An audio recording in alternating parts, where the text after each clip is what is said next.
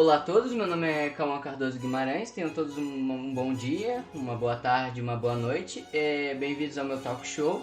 E hoje eu não estou sozinho, estou aqui para entrevistar um professor de filosofia, história e entre outros. O nome dele é Fábio Will e pode se apresentar aí, professor. Olá, então, como o Cauã já comentou, meu nome é Fábio Will, eu sou professor de História e Filosofia para os nonos anos até o terceirão do ensino médio, desde 2011. Bom, é com muito carinho, né, que eu recebi esse convite do aluno Cauã para conversar um pouquinho com vocês nesse episódio. Exatamente. Aí, como o professor acabou de se apresentar, né? A gente, como o meu trabalho foi sobre ciências humanas, sociais e aplicadas, eu escolhi um professor de filosofia e de história para apresentar sobre isso. Aí eu queria saber a história um pouco do professor, como aconteceu as coisas, onde o professor nasceu e etc. O que te motivou a seguir essa carreira? Ah, muito bem observado, Cauã. Então, eu sou florianopolitano, manezinho da ilha, né? Eu nasci lá no longínquo ano de 1985, então um ambiente que ainda, né, estávamos na Guerra Fria, né? Então, enfim, é totalmente cringe, né? Como o pessoal atualmente fala, né? Mas, bom, eu estudei desde sempre, né, em alguns colégios particulares da região de Florianópolis, do centro de Florianópolis, e desde a minha quinta série, na época era quinta série ainda, hoje atualmente é o sexto ano, um professor específico ele me chamou a atenção, né, o professor Alexandre, e aí guardo comigo as aulas dele, assim, que me motivaram para seguir no curso, né, da própria história, e fazer história, que era uma pessoa muito bacana, muito divertida, né? E que tentava deixar as aulas lá em 97, vejam bem, de uma maneira mais dinâmica, mais interessante para que nós, alunos na época, né, conseguíssemos entender e problematizar todo o contexto e todo o conteúdo, né? E aí, pensando nisso, eu, né, desde aquela época, desde 97, eu tinha 11 anos na época, 10 para 11 anos lá, melhor, 11 para 12 anos, aí eu decidi fazer história. Então, desde pequenininho lá já quis. E aí, feito isso, né, feito ensino médio e tal, comecei a trabalhar e decidi fazer história. Só que antes, passei no curso de pedagogia. E aí fiz as duas faculdades, né? Passei em pedagogia em 2005 e fiz o curso de História, ingressei no curso de História em 2006, o qual fui me formar, né, lá em 2013, por conta que eu fui fazer intercâmbio, né, aproveitei bastante a universidade. E aí, eu comecei a lecionar um pouquinho antes de eu me formar, né, comecei a lecionar em algumas escolas aqui da Grande Florianópolis, né, já em 2011, com matérias de História da Arte e Filosofia. Filosofia também é minha paixão, assim, por assim dizer, né?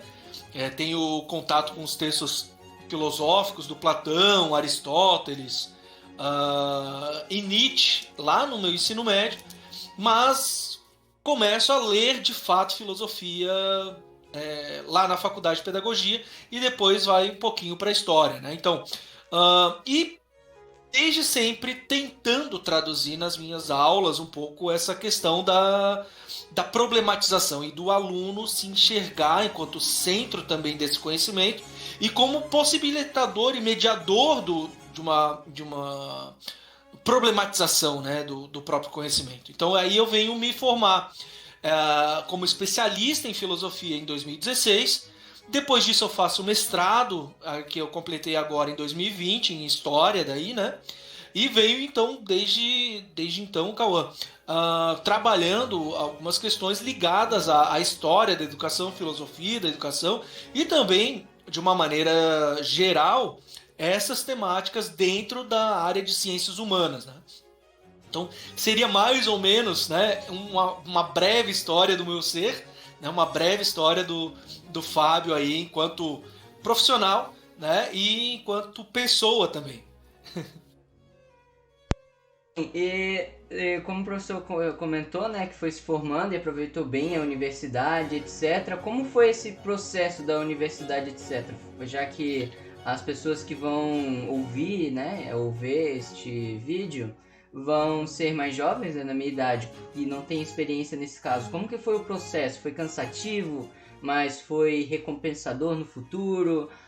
Valeu a pena, o professor? Como é que foi a escolha do professor, sabe? Como que o professor soube? Não, esse é o momento que eu vou me formar nisso, é isso que eu amo, etc. Como que aconteceu esse processo? Então, acho que é bem importante a sua pergunta, né? Haja vista o público cada vez mais diverso que nós temos nas escolas. E eu observo que a minha formação eu tentei, né, deixar ela de uma maneira ao qual eu pudesse aproveitar mais, né, a universidade. Então eu fui fazendo disciplinas, enfim, cursos, né, que nós chamamos dentro da própria universidade, aproveitando os projetos de extensão, né, as viagens da própria universidade, enfim, para você fazer estudos de campo. Então, por isso até que eu demorei um pouquinho a mais, né? Participei, como eu falei anteriormente, de um intercâmbio lá na Universidade de Colônia, justamente para estudar um pouco mais, né, curiosamente, a história aqui da América Latina, né, porque eles têm outros departamentos lá dentro da universidade que se dedicam especificamente para isso, como nós temos algumas, né, aqui no Brasil, algumas faculdades que tratam sobre a história da Europa, né, de uma maneira geral, mas eu começo, né, percebendo esse momento de como que eu poderia cursar, né, a faculdade de História, o curso de História, a partir do momento que, claro, eu faço uma leitura, curiosamente, dentro do curso de Pedagogia. E como que isso vai me possibilitar a ser um historiador.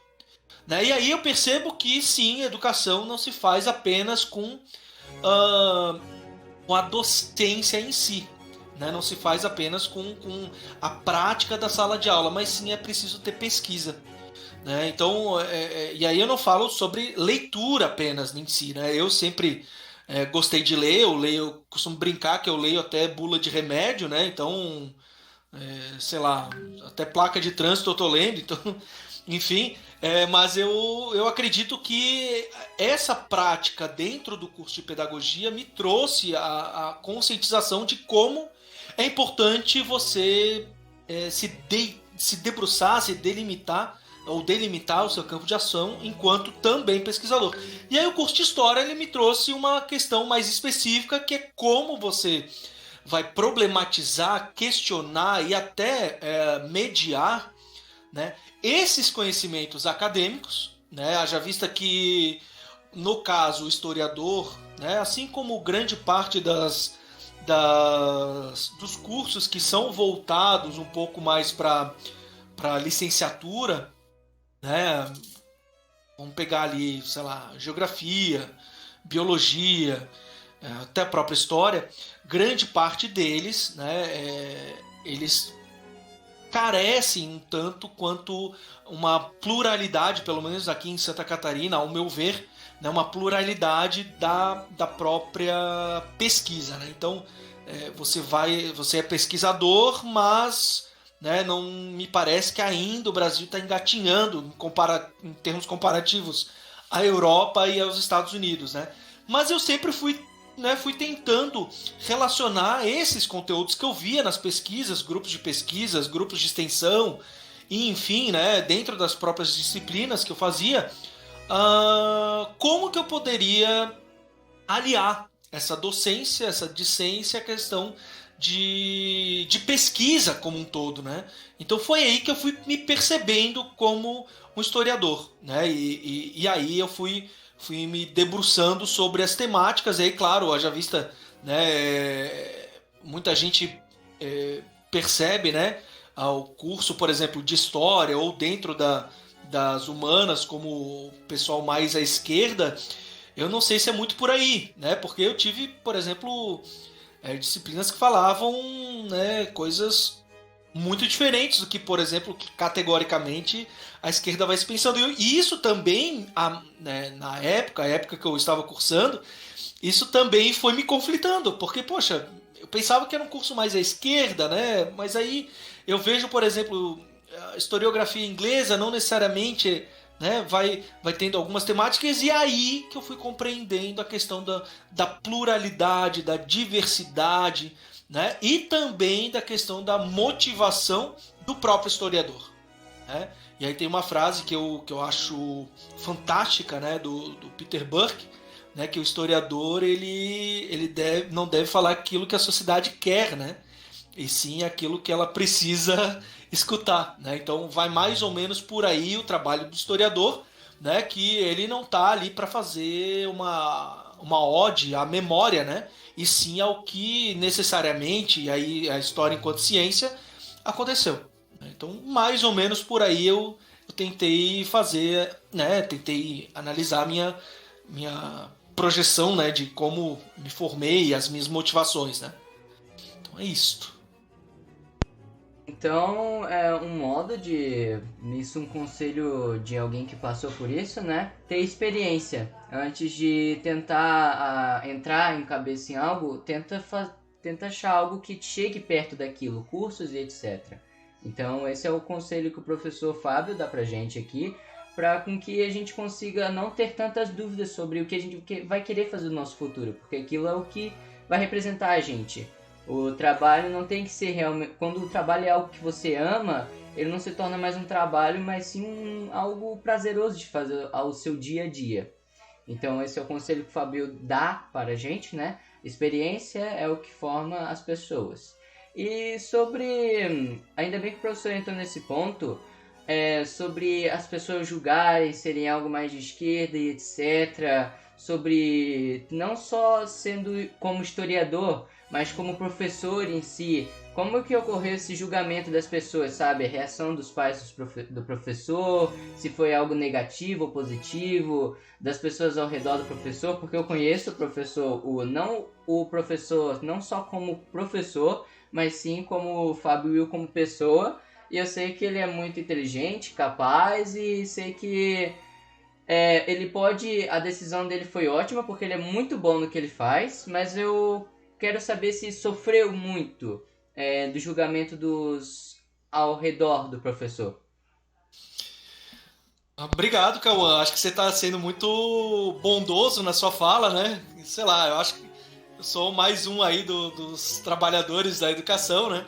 Mas com certeza, eu acho que quando você escolhe, ao meu ver, né, a carreira ligada à educação, num país que historicamente ele vem desvalorizando-a, né, eu acho que você já sofre um julgamento da sociedade, né? Como eu falei, eu estudei em alguns colégios, né, do centro de Florianópolis, e claro, a minha família também depositava, né, ou fazia uma projeção a qual esperava que eu fosse médico, que eu fosse advogado, enfim. Eu não, desde sempre, desde pequeno, eu queria ser professor, professor, professor, professor. Enfim, e aí, claro, né, essa questão da contextualização do próprio curso, né, de história, ele vem bem a calhar porque, como eu falei para você anteriormente, eu sempre gostei de ler, e aí eu achei um curso fantástico, né? Só que, claro, como eu gosto de ler, eu não fico lendo apenas, sei lá, Karl Marx, por exemplo. Eu gosto também de ler Adam Smith, e eu acho que é fundamental, por exemplo, você ler os opostos, né? Porque eles, cada vez mais, eles traduzem um pouco da visão de mundo, o qual se tenta pensar de uma maneira, novamente, né, e repetitivamente plural. Então, feito isso, com isso eu fui entrando no campo de trabalho, e logicamente, né, essa discussão ela foi se tornando mais densa a partir do momento que as pessoas olhavam, por exemplo, poxa, você vai falar de novo sobre Marx, né? Vai falar de novo sobre, sei lá, Adam Smith, né? Ou de algum outro filósofo ou pensador? Sim, nós temos que discutir, né? Você vai falar sobre religião na escola? Sim, nós temos que falar, né? Eu não falo sobre religiosidade, falo sobre religião, né? Falo sobre política, não sobre partido político, né? Então essa questão também da esquerda e da direita, por exemplo, né, se a gente colocar de uma maneira sacralizada, né, desse espectro, né, que consensualmente se traduz como esquerda e direita, ele também tem que ser abordado, né? Então, logicamente, a tradução do trabalho do historiador é justamente você analisar estes contextos. E aí, lógico, a sociedade como um todo vai te julgar. Só que, claro, né, Cauã, se você tiver certeza daquilo que você está fazendo, tiver embasamento daquilo que você está fazendo e, sobretudo, né, analisar onde que você está caminhando, está pisando, você consegue, vou colocar aqui como desargumentar esse tipo de argumento mais... como é que eu posso colocar aqui? Talvez ignorante. Ignorante não no sentido de brutal, mas no sentido de que ignora todo um contexto, né? Então, eu percebo que essa questão do julgamento, sim, ele ocorreu e vai continuar ocorrendo, né? Acho que numa escala, né, maior, né? Haja vista que, por exemplo, quando eu me formei no ensino médio, por exemplo, lá em 2003, a internet estava engatinhando, né, aqui no Brasil. Então vocês, né, vocês têm acesso, vocês são nativos digitais, né?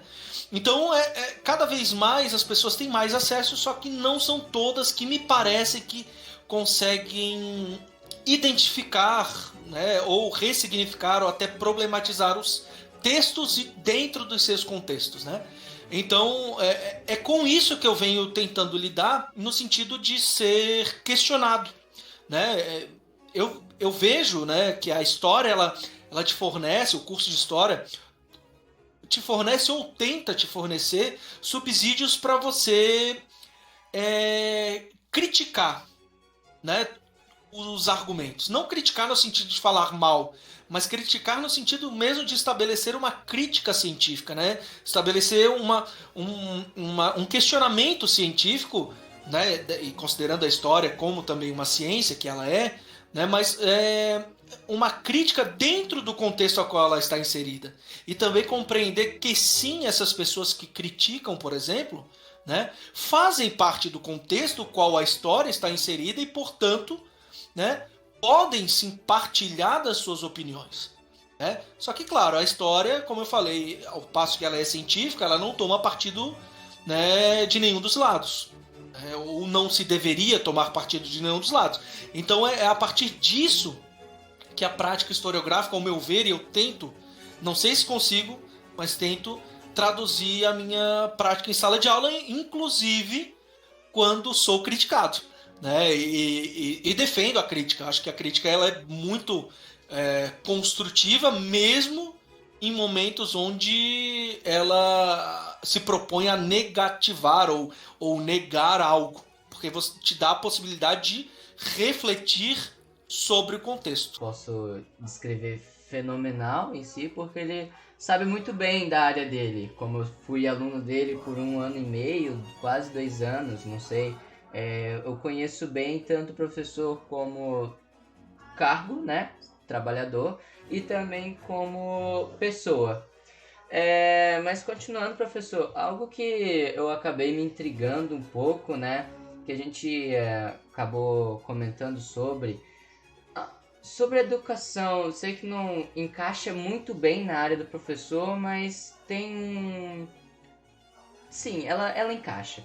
Sobre a educação do Brasil, o que o professor acha, assim, que ela não precisa se expor demais, fala o que o professor quiser falar, sinta-se livre. Mas sobre a educação brasileira, sobre a nossa a linha de raciocínio dos alunos, tanto também os professores, tu acha que tá faltando, como posso dizer, esperança? Tu acha que falta esperança dos professores? Sei que existem muitos professores ótimos por aí, existe também muitos professores que não conseguem talvez dar o seu melhor por conta de acharem que o sistema está falho e etc. O que o professor acha sobre tudo isso, né? Já que tecnicamente influencia bastante na carreira do professor, já que é um professor, né? A educação influencia na sua carreira. Sim, nossa, bem interessante essa temática. E aí eu costumo analisar a educação como um ato de sucessiva crise, né? Crise não no sentido apenas de estar ruim, né? O Darcy Ribeiro ele falava muito isso, né? Que a educação no Brasil, né? Ela acaba sendo a crise, né? Dessa educação no Brasil não é necessariamente uma crise, mas sim um projeto, né? Mas eu penso também sobre a questão dessa crise também no sentido de reflexão, de problematização, de não seguir um curso, né? Logicamente, eu observo sobre o processo de educação no Brasil, que ele vem sendo de uma maneira sucateado, né? De uma certa maneira, né? Na esfera pública ao longo dos anos, e se observa um pouco mais isso ao longo, né? Ou após a Segunda Guerra Mundial, né? Mas nós temos alguns outros avanços, tá? Avanços no sentido de promoção das identidades, avanço no sentido de promoção de livres pensamentos, né? Mesmo em períodos mais tensos da própria história da educação do Brasil, né? Em períodos mais autoritários, se observa também dentro das escolas, das universidades, momentos e ambientes de promoção de reflexão. Então é aí que eu observo que a educação também ela é bem sucedida no Brasil, ao invés de apenas ser crise. Só que quando eu falo crise, eu falo no sentido de rompimento, né? Que ela não acontece de modo linear. Então ela vai se expandindo, né? Só que claro, como que ela vai se expandindo, para onde que ela vai se expandindo e a partir de que ou de quem ela vai se expandindo. Então é a partir disso que a gente começa a pensar, né? E a educação, se a gente for parar para ver, observo que ela é a grande seara de toda uma discussão, né? Onde projetos se dão, né? Projetos políticos, pedagógicos acabam ocorrendo. E claro, eu também estou inserido nesse processo a partir do momento que assumo a minha não neutralidade dentro do espaço escolar. E não somos seres neutros, né, e nem seremos. Mas a minha ideia sobre a contextualização da educação, como você questionou, justamente eu percebo essa educação como um ambiente vivo, que não se dá apenas ou nos bancos escolares dentro da escola, não é um currículo formal apenas, né? Mas trazendo um pouco a discussão sobre currículo, né? Mas ela se dá, por exemplo, nesse momento aqui que eu estou falando um monte de groselha para vocês, um monte de baboseira, mas ela se dá, né? Se dá inclusive no ato da negação da minha fala, ou se dá na visualização ou leitura de algum jornal, de algum periódico em si, de escutar um podcast, de ver um vídeo no YouTube. Isso tudo também é educação, né? Então eu percebo a educação como sim esses momentos de crise, de rompimento, né? E de proposta do novo, do diferente, mas também percebo com cautela como que vai se dar esse diferente, né? Então eu acho que um dos fatos que vem a contribuir, e aí eu coloco de uma maneira entre aspas esse contribuir um pouco quanto temerário, mas ressalto como importante a utilização da internet. A internet, ela vem, acho que deixar mais latente a questão dessa crise na educação, dessa crise enquanto projeto, e aí eu não falo de um governo específico ou de outro, enfim, né, mas acho que desde quando o Brasil, inclusive, era colônia, já era, né, a colônia de Portugal já era um modelo bem pensado para isso, né, então é um projeto mesmo, diferente do que ocorreu em outros países, mas esse projeto ele tem cara, né, e tem uma forma, né, que cada vez mais se dá de uma maneira plural, de uma maneira a buscar diversidade. E é aí que eu tento me inserir, né? É aí que eu tento me analisar também enquanto educador, nessa conversa, né, dialética, né, nessa ênfase dialética e dialógica, né, nesse questionamento e no diálogo com o diferente, né, para tentar produzir educação. Acredito que é por aí que se dá o processo, né, desse ato educativo aí, sabendo que sim, somos, né, sempre agentes educacionais e históricos, né, históricos desse ato. Muito obrigado, professor. Ótima linha de raciocínio. Eu realmente peço perdão até para o professor por ter sido tão incisivo nessa pergunta. Espero que não tenha sido incômodo, professor. Mas para a gente ir finalizando, né? O professor sobre o cargo de professor, né? Como a gente está falando aqui e etc. O que torna, às vezes, o que fez o professor cogitar em falar, cara, por que eu fiz isso, por que eu escolhi essa carreira? E eu sei que tem vários motivos disso acontecer com o professor, além do salário, e ser tão desmerecido como é, mesmo não sendo, sabe? Porque professores são quem ensinam pra gente, entende? Eles são nossa base de tudo. Então não deveria ser tão desmerecido como é nos dias de hoje, mas basta, pelo menos eu vejo, né? Pelo menos se tem poucas pessoas que conseguem ver o quão importante pessoas como os professores são, isso já deixa eles um pouco mais animados. Mas o que desmotivava o professor a ter se formado nessa carreira e o que fazia o professor se trazer de volta para falar, tá aqui o porquê eu me formei, por isso que eu amo meu trabalho e etc, sabe? Porque quero saber isso pro Fábio, o que fazia, o que acontecia com o professor. Sabe o que... Excelente pergunta, tá, Cauã? Mas sabe o que me deixa mais chateado, assim, com o ato da educação?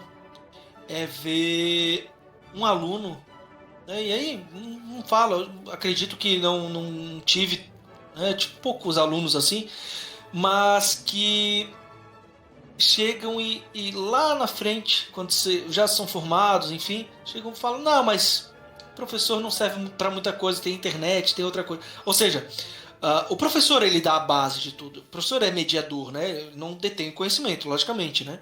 Mas o professor ele acaba sendo esse mediador do conhecimento, né? Onde você vai começar, você enquanto sujeito, aluno, no caso, né? O educando, você vai começar a ressignificar. Então o professor, ao meu ver, ele te dá essas ou possibilita, né, o educando ter acesso a essas ferramentas, né, de compreensão e interpretação do mundo, no meu caso específico de humanas. Mas eu acredito que é isso, essa desvalorização moral, não digo nem tanto salário, eu acho que o salário pode melhorar, sim, com certeza, mas essa desvalorização moral, né, de não reconhecimento da importância, inclusive histórica, do professor em diversos processos, né? Educacionais e políticos até brasileiros, né? Porque muito se alia essa questão do professor como aquele cara lá chato que vai te cobrar, que vai não sei o que, mas claro, o ato educacional não necessariamente ele é mil maravilhas, né? Eu já visto que, por exemplo, a geração de vocês, muito mais do que a minha, tem tantos outros fatores, tantos outros elementos e estímulos, ah, senão a sala de aula. Celulares, computadores, videogames, e aí vai, né? E aí chega lá um cara, né, sei lá, 35 anos no meu caso, chato pra caramba, vai lá falar sobre o Grécia Antiga. Putz, o cara já morreu, por que eu vou precisar saber disso, professor? Então, claro, isso eu interpreto como brincadeira dentro do contexto escolar, mas eu vejo que esse eco ele vai reverberando, ele vai, né, não sei se fisicamente eu falei alguma pérola, mas esse eco ele vai soando, né, na sociedade. E outra questão é o próprio negacionismo, né? Que isso não é algo novo, né? Isso aí já existe há muito tempo, mas é uma questão de o negacionismo, e aí, né, de uma maneira mais ignorante. De novo, ignorante eu não utilizo aqui no sentido brutal. Acho que as pessoas acabam utilizando também essa questão da ignorância no sentido da brutalidade, né? Mas eu digo no sentido de ignorar, né? E aí esse sentido de ignorar aí é justamente não querer saber. E aí se torna difícil o diálogo e o pensamento crítico, né? Então, por exemplo, dentro do espaço escolar você prevê que a base do conhecimento ela seja científica. E aí, quando eu falo prever, não é a única, né? Mas que a base seja científica. Porque a escola moderna ou contemporânea, no nosso caso, ela é pensada assim. Né? Não é pensada no aspecto mitológico nem religioso, mas ela é pensada científico. E aí, claro, a ciência, dentro do ceticismo dela, ela vai promover a quebra desses paradigmas e a quebra do dogmatismo, né? E aí me parece assim que muitas pessoas tentam fica muito mais evidente na nossa sociedade atual, tentam, né, reinventar a roda. Só que não é por aí, né? Isso me deixa um pouco chateado, porque não que não possam ter, claro, né? Pode acreditar que a Terra é redonda, pode acreditar que sei lá, né, Terra é sei lá, oca. a Terra é oca, enfim. Ah, professor, a Terra é uma rosquinha. Pode ser, não tem problema, né? Me fugiu até a palavra. Mas o problema é achar que o discurso é único, né? E o discurso não é único, né? O discurso ele tem história, o discurso ele tem uma ideologia por trás, porque nós somos seres, inclusive, que percebemos o mundo, né, de uma maneira não neutra. Só que me parece que as pessoas não se posicionam e tentam desarticular o teu discurso cada vez mais com um negacionismo, né, violento. Isso que me deixa chateado, né? Além de negar a função do professor, né, ou do educador, né, ou do mediador, e também na questão desse negacionismo do próprio conhecimento. Logicamente, conhecimento não é sacralizado, não é cristalizado, né? Senão ele seria até dogmático. Mas esse conhecimento até é um pouco científico, né? Ciência não é todo mundo que faz, tampouco não é o fogo do conhecimento grego lá. Mas ele requer um método, né? Então esse método científico que vocês aí muito bem trabalham dentro de algumas disciplinas do ensino médio, vão ter muito mais contato e acesso no superior, é ele que vai te possibilitar uma reflexão sobre o mundo. E aí, a partir do momento que você se nega a essa reflexão, né? Isso me deixa um pouco chateado, sim. Isso me deixa um pouco chateado. Sim, entendo a questão do professor de essa desvalorização do próprio, do próprio aluno, né? De quem você passou tempos ensinando e tentando mostrar o caminho para aquela pessoa, sabe, do conhecimento e etc. Entendo que o professor não é dono do conhecimento, mas o professor é formado naquilo, o professor estudou aquilo, então logo terá uma informação maior do que a minha. Sobre perdão, eu me alongar um pouco mais, mas é algo que acabou passando pela minha cabeça agora, que me cativou um pouco de curiosidade, sabe? Sobre algo que está muito influente no nosso dia a dia, que o professor comentou. Tá influente não, mas é o nosso dia a dia, que o professor comentou várias vezes. A internet em si, ela complica ou descomplica mais a nossa vida? Eu entendo que. Eu não sei se entendeu o trocadilho, mas vou deixar vago.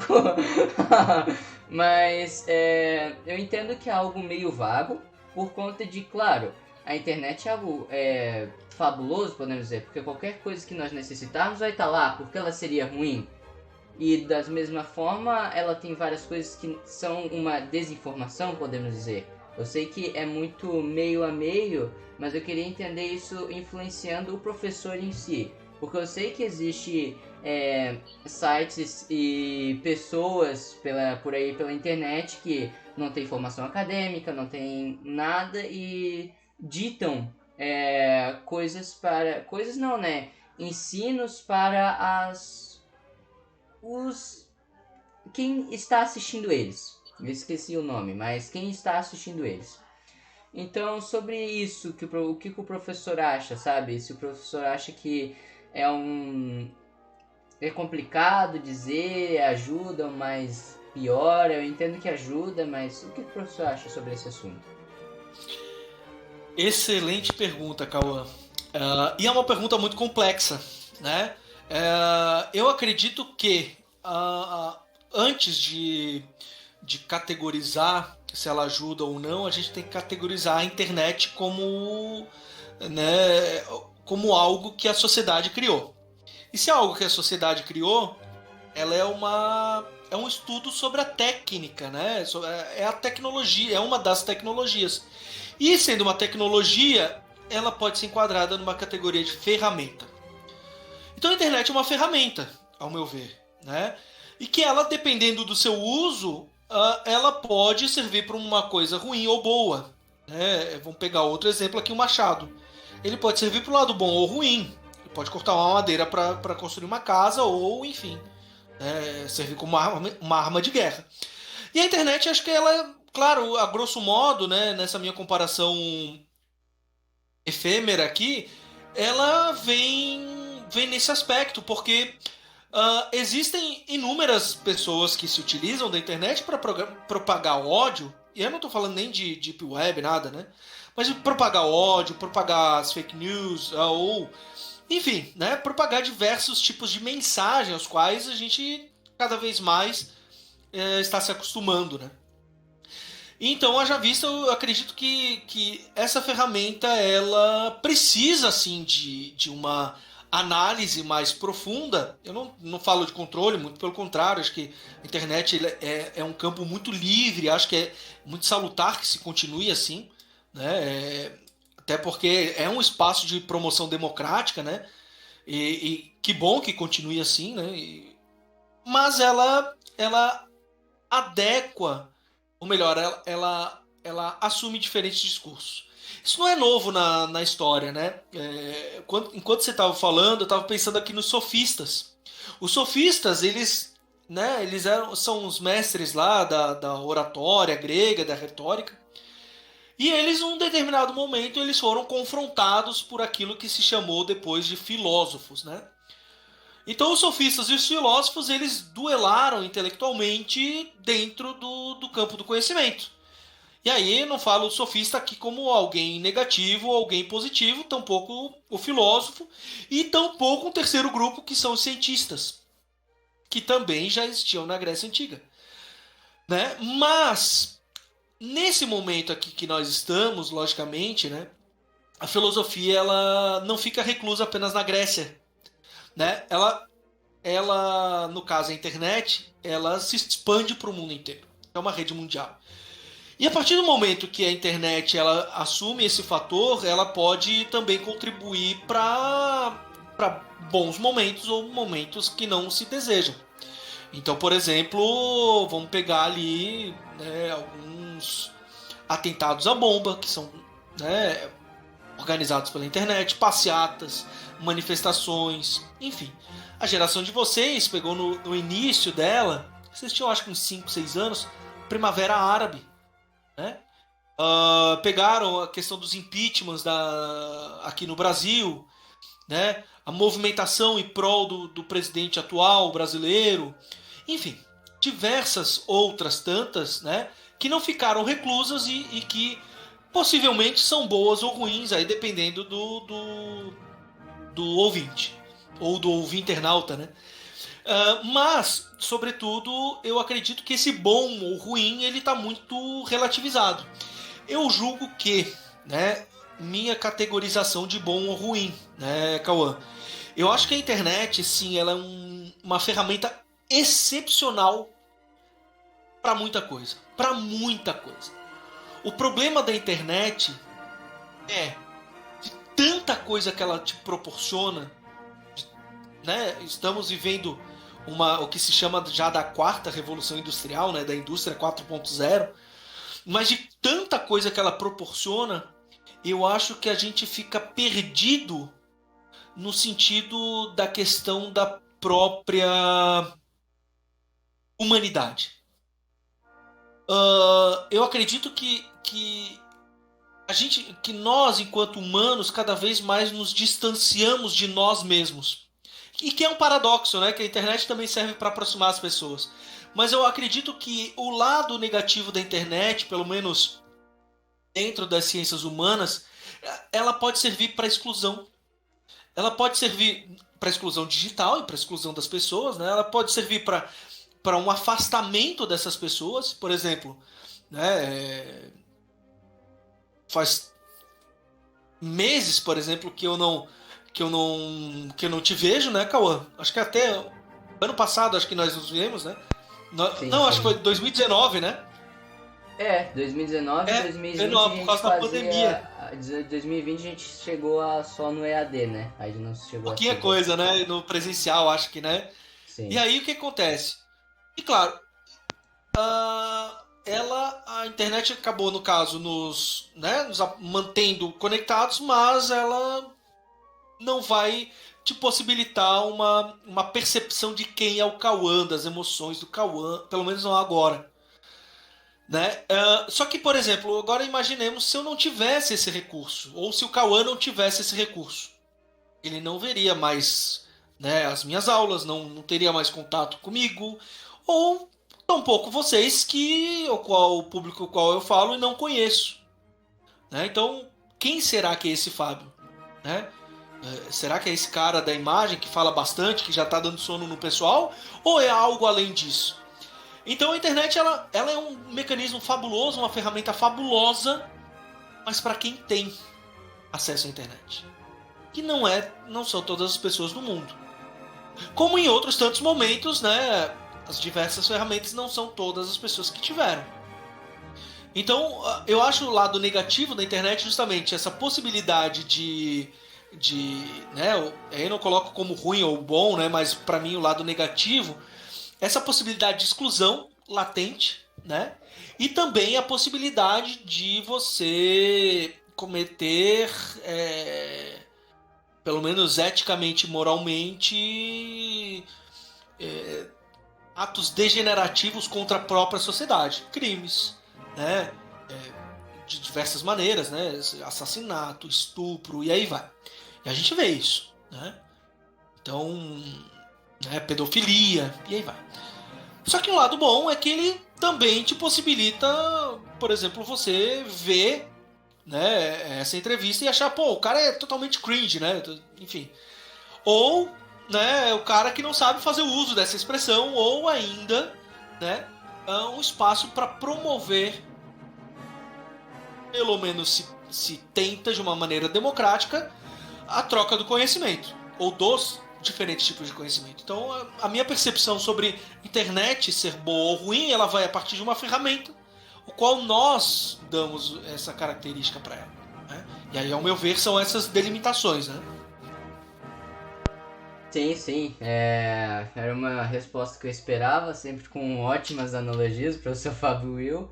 A internet não é algo nem como eu também penso, né? não é algo nem ruim nem bom, porque é uma definição muito precisa, já que a internet é uma ferramenta e não uma coisa.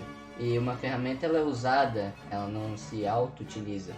Então depende do usuário daquela ferramenta se ela vai usar ela para um bom lado, né? Ou esse lado ruim, no caso. É um lápis e uma caneta. Aí depende do que tu vai fazer com aquilo. Agora, já que eu tomei muito do tempo do professor, uma mensagem final para formandos que irão se formar em filosofia ou para formandos que irão fazer qualquer outro tipo de coisa, etc. E duas coisas que eu queria muito saber do professor: um livro favorito e uma mensagem de algum filósofo favorito do professor, assim, que passa na cabeça do professor toda hora. Olha, vamos lá. Primeiro de tudo, não desistam, tá? Corram atrás dos sonhos de vocês. Eu acho que o mundo é muito grande para a gente ficar preso nas ideias de outras pessoas. Tá? Então, eu sempre tento pensar que nós, enquanto produtores do conhecimento e enquanto intelectuais que somos, porque produzimos intelecto, né, temos intelecto, nós podemos revisitar e problematizar os nossos próprios dogmas, as nossas próprias opiniões, enfim, né? Como já diria uma célebre banda brasileira, o mundo é maior que o teu quarto. Né? Então, por que eu falo isso? Porque eu acho que nós, enquanto estudantes, né, eu também continuo estudando, aí, assim como vocês e os professores de vocês, acho que nós temos os nossos valores morais, nosso padrão cultural da própria sociedade, mas em alguns momentos nós nos privamos ou até nos castramos por medo de que alguém vai nos julgar. E eu acho que não pode ser por aí a vida. Acho que a vida ela vai de encontro e ao encontro com o que nós pensamos. Né? Então, haja vista que a gente também tem que ousar. E esse ousar no sentido de ir além. Né? Então, um constante devir aí. Bom, essa é a minha mensagem para vocês. Né? Espero que cada vez mais tenham mais professores, né? Embora já escutei de alguns alunos, inclusive, que para quê, professor? Professor não dá dinheiro e que não sei o que. Cara, mas é apaixonante quando você vê nos olhos de um aluno que ele entendeu o que tu quis falar e que, além disso, ele consegue dialogar contigo, né? Utilizando as ferramentas que ele tem. Então, isso em qualquer área, né? Eu já tive alunos que se formaram em medicina e tive alunos que se formaram no ensino médio e foram fazer, sei lá, concurso público para ser motorista de prefeitura. Indiferente, para mim são os meus alunos de sempre e aí eu vou lembrar deles. Posso até não lembrar do nome, mas da fisionomia eu lembro. Pode ter certeza. E é isso que eu quero que vocês percebam. Não tem profissão melhor nem pior. Mas eu acho que nós deixamos a nossa profissão pior ou melhor a partir do momento que nós nos envolvemos e nos dedicamos a ela. E aí vem muito que o Cauã falou, né? Que você acaba dando o tom para essa profissão porque você não escolhe trabalhar nela por dinheiro, e sim porque você gosta. E eu acho que é muito por aí, né? Muito por aí. Eu gostei muito dessa fala dele, né? E bom, um livro, Cauã, putz, agora tu me pegou, mas um livro que eu gostei muito e gosto é o Assim Falou Zaratustra, do Nietzsche. Eu podia citar outros aqui, né? Tem Vigiar e Punir, do Michel Foucault, enfim, né? Cartas ao Cárcere, né? A Metamorfose, do Kafka, né? Enfim. Mas falo Nietzsche porque ele foi, acho que o primeiro filósofo que me deu uma espécie de soco no estômago e ainda ficou rindo da minha cara, né? E tipo falando, seu nada, continua sendo nada, porque tu não és ninguém. Então, quer dizer, a leitura de Nietzsche é uma leitura bem complexa, assim, né, ao meu ver. E aí eu brinco dizendo que eu entendi, mas não entendi nada do cara, o cara é um gênio, né? Mas a leitura dele é uma leitura muito prazerosa, porque ela te coloca para questionar e para confrontar o teu eu, para confrontar e tentar destruir quem é você, né? Então por isso que ele até é considerado filósofo a golpes de martelo, né? O filósofo das marteladas e tal. Porque ele vai tentar te destruir enquanto um ser sacralizado, né? E eu acho que isso é importante também a gente pensar, porque aquela velha opinião formada sobre tudo, como o Raul já falava, né? Ela acho que não faz mais sentido nos dias de hoje. Acho que a humanidade já produziu tanto conhecimento e é tão diversa dentro dessa própria globalização, dessa própria atitude liberal, que a gente tem que ousar ir além. Tem que ousar se permitir e tem que ousar a perceber que o outro também é nosso companheiro ou nosso, né, colega no sentido de produtor de conhecimento. Né? Então não somos mais ou melhores do que ninguém, somos diferentes e nem piores do que ninguém. Né? Então é isso. E aí a frase, né, uma frase que me cativa muito, que foi atribuída até a Nietzsche, mas eu não tenho certeza, eu acredito que não seja, mas foi atribuída a ele, né, que é a célebre frase do que tudo que não me mata me fortalece.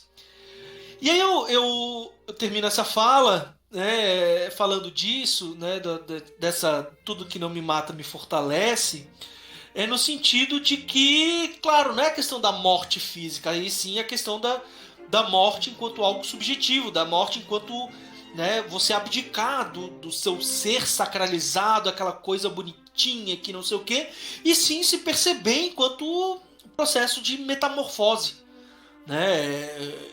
E que você pode, né, construir com o passar do tempo quem você é. Então, essa questão da essência preceder, né, que nós já nascemos prontos, cara, eu não percebo o mundo assim. E sim que a gente vai se construindo, e vai construindo o mundo, e vai construindo as identidades desse mundo. Né? Então, eu acredito que é por aí, né? Que nós vamos dando cor para esse mundo e percebendo nesse mundo maneiras de nos relacionarmos, sejam, né, por diversas criações culturais ou diversas problematizações do próprio campo do conhecimento. Muito obrigado, professor Fabio. Aí, ó, um exemplo que a tecnologia me abandonou, meu celular acabou a bateria e desligou. Mas aí, ó, tá vendo? Quem usou a ferramenta que não colocou o celular para carregar antes de entrevistar fui eu. Eu não posso culpar o meu telefone ter descarregado em si, eu. Mas pra finalizar a entrevista, né, com o que eu posso dizer, né, com esse exemplo de trabalhador, de professor, alguém que me inspira muito a ser melhor e a fazer o que eu amo e não o que irá ser melhor para os outros ou que irá me trazer coisas, como eu posso dizer, chulas. Entendo que dinheiro e como outras coisas são muito importantes nos nossos dias de hoje, mas não há nada melhor do que a paixão, tu gostar daquilo que tu faz, etc. Então, eu vou acabando essa entrevista com, como eu já falei, um exemplo de professor que eu tive, tanto de história quanto de filosofia, quando a gente debatia, etc. E que ele seja não só um espelho para mim, mas como todos os outros que escutaram essa entrevista. Muito obrigado a todos que escutaram, muito obrigado, professor Fabio, pela participação, e a todo mundo, até a próxima. Tenham uma boa tarde e até.